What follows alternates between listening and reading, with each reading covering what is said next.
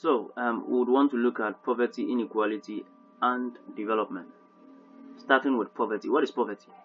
I believe is a familiar word to you, poverty. Poverty generally refers to a situation in which an individual or a group of individuals is unable to have access to basic human needs such as food, water, sanitation, clothing, shelter, healthcare, and education. And with poverty, we can classify them into two major or basic types. So the first we would want to look at is absolute poverty. Absolute poverty is sometimes known as extreme poverty or abject poverty.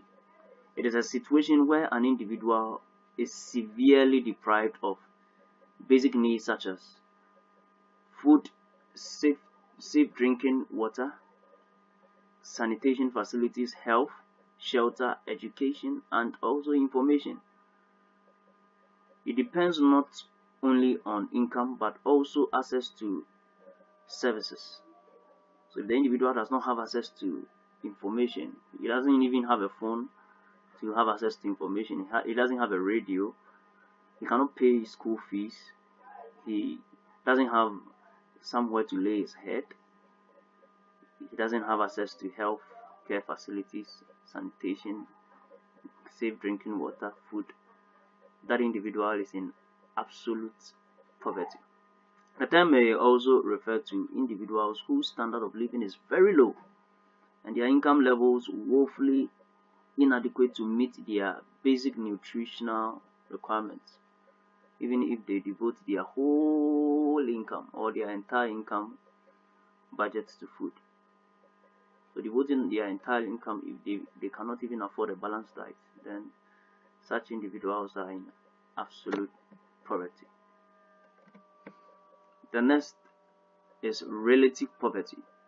Relative poverty refers to a situation in which individuals lack the minimum amount of income needed in order to maintain the average standard of living in the society in which they live. So it is society based, that is a relative poverty.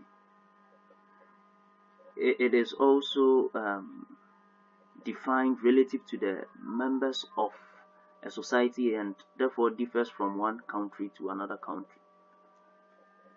Someone who might be considered relatively poor in Canada, in Ghana might be considered not relatively poor but rich, because the money he has can afford all the basic needs in Ghana, but in Canada it cannot afford him the average standard of living the society deems fit.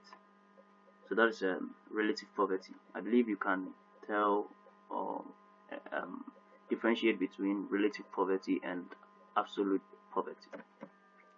The next term we want to look at is inequality. Inequality is a notion of how national income is distributed among individuals in the country. The most common ways of evaluating the effect of an economic growth on economic well-being is through the study of income distribution. Who gets what? So in a country, how is the national income distributed? Is it distributed evenly among citizens, or there are some people who continue to be rich whilst others continue to be poor? That is inequality, if there is no balance. There are two different ways in which income can be distributed in a country, and these ways are functional distribution of income and size distribution of income.